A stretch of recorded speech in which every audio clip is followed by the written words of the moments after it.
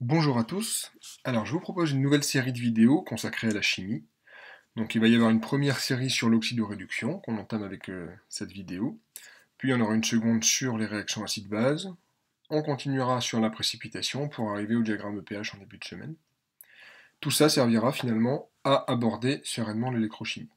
Alors, la structure de ces vidéos va être très simple, il n'y a pas de poly cette fois.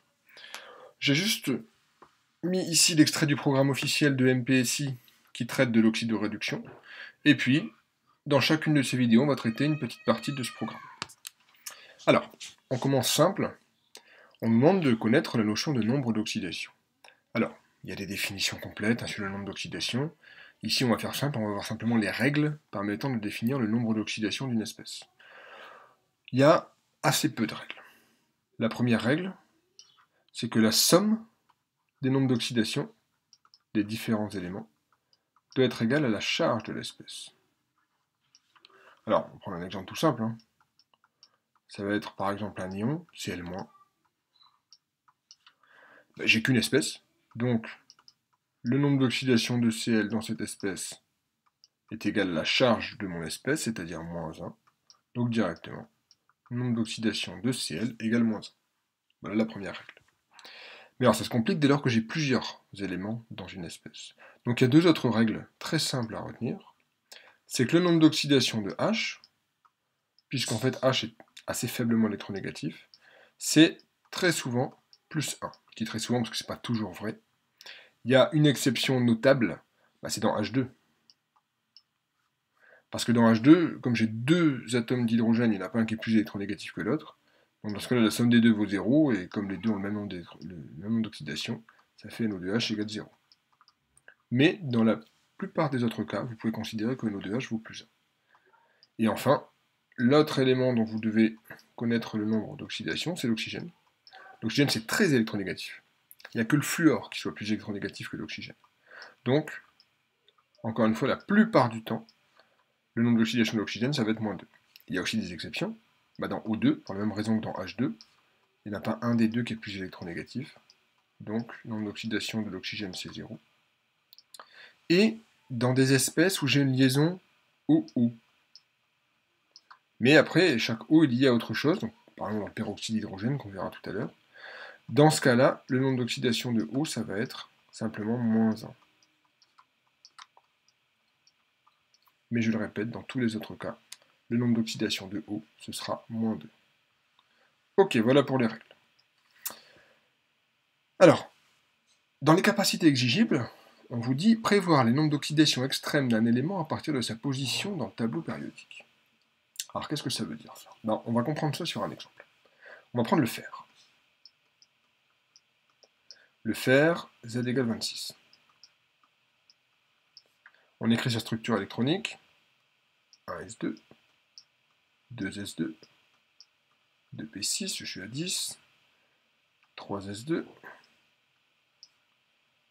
3p6, 4s2, je suis à 20, donc il en manque 6, 3d6. On remet tout ça dans l'ordre, parce qu'évidemment, ça ce sont les règles de remplissage que j'ai suivies maintenant pour voir quels sont les ions que peut former le fer.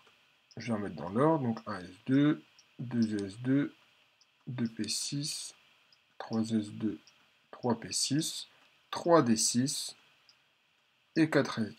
Donc en fait, j'ai juste inversé ces deux-là pour tout remplir dans l'ordre.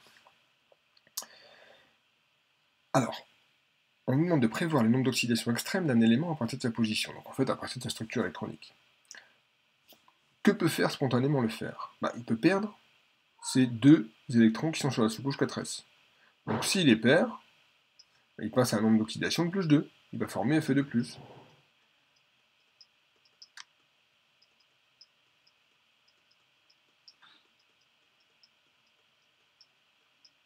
Ou alors, il peut perdre ces deux-là, plus ici un électron de la couche 3D, et là, spéciale dédicace à M. Louis Froidure, qui se souvient très bien qu'une couche à demi remplie est particulièrement stable, et dans ce cas-là, il formera Fe3+, dans lequel le nombre d'oxydation du fer vaut +3. Alors on peut prendre plein d'exemples comme ça. L'aluminium, Z égale 13 par exemple. Amusez-vous à le faire. Prenez différents éléments dans le tableau périodique et puis essayez de voir quels sont les ions qu'il peut former et donc quels sont les nombres d'oxydation extrêmes de ces éléments. Soit seuls sous forme unique, soit engagés au contraire dans des édifices polyatomiques. Alors, on a aussi, on le voit ici, la compétence identifier l'oxydant et le réducteur d'un couple. Alors, comment est-ce qu'on identifie l'oxydant et le réducteur d'un couple? C'est pas compliqué. L'oxydant, c'est celui qui a le nombre d'oxydation le plus élevé. Le réducteur, c'est celui qui a le nombre d'oxydation le plus faible. Un exemple. Et après, on verra les exemples usuels que vous devez connaître, en plus de celui-ci. Donc l'exemple que je vais vous proposer, c'est O2 H2O. On voit que l'élément commun entre ces deux espèces, c'est O, donc on calcule le nombre d'oxydation de O dans chacune de ces espèces. Dans O2, on a vu tout à l'heure, le nombre d'oxydation de O, c'est 0. Dans H2O, le nombre d'oxydation de O, c'est moins 2. Conclusion, O2 est l'oxydant, et H2O est le réducteur. Ça, normalement, vous le savez, hein, mais ça fait pas mal de le rappeler. C'est vraiment pas compliqué. On calcule le nombre d'oxydation. De quel élément? De celui qui est commun entre l'oxydant et le réducteur. Et puis derrière, le plus grand nombre d'oxydation, c'est l'oxydant, plus faible nombre, c'est le réducteur. Et donc on va toujours écrire les couples sous la forme oxydant-réducteur, et pas réducteur-oxydant. Alors on termine avec ces fameux exemples usuels que vous devez connaître. Donc je vais aller ici à droite. Alors vous voyez, le programme est clair. Hein. Il vous dit précisément quels exemples vous devez connaître. Nom, nature et formule des ions thiosulfate, permanganate, dichromate, hypochlorite et du peroxyde d'hydrogène. On va voir ça dans l'ordre. D'abord le thiosulfate.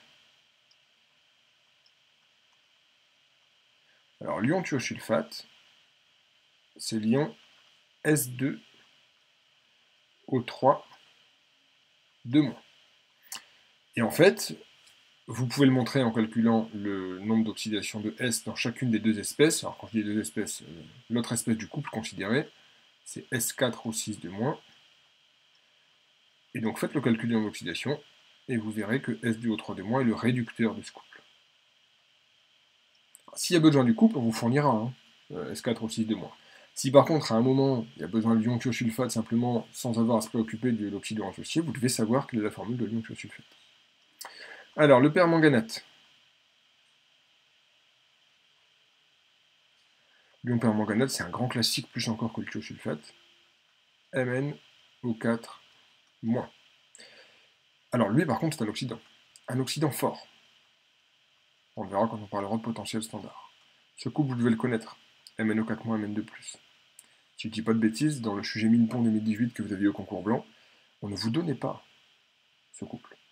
Vous deviez le connaître. On parlait du permanganate, il fallait savoir que le réducteur associé était Mn2+, même si ce n'est pas explicitement écrit dans le programme. Mais c'est tellement un classique, connaissez-le. Donc à nouveau, montrer, en calculant l'oxydation du manganèse dans ces deux espèces, que le permanganate est bien un oxydant. Ensuite, le dichromate. Oxydant encore plus fort que le permanganate.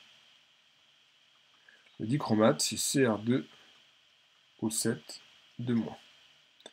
Donc, un couple, Cr2O7 de moins, Cr3+. Faites également le calcul. Dernier ion à connaître, ClO-, l'ion hypochlorite. Hop, j'allais écrire la formule directement, je corrige. Donc l'ion hypochlorite, Cl-, qui est un oxydant du couple Cl-, Cl-. Là on le voit directement, Cl-, puisque O c'est moins 2, je dois arriver à moins 1, donc l'oxydation de Cl c'est donc plus 1, pardon, alors que dans Cl-, c'est moins 1. Donc on voit bien oxydant réducteur. A noter que Cl-, c'est aussi une base. La base du couple HClO, ClO-. On en reparlera quand on verra les diagrammes potentiels pH, notamment celui du chlore. Voilà, on a terminé cette première vidéo. Dans la prochaine, on parle de piles, de potentiel et de formule de Nernst.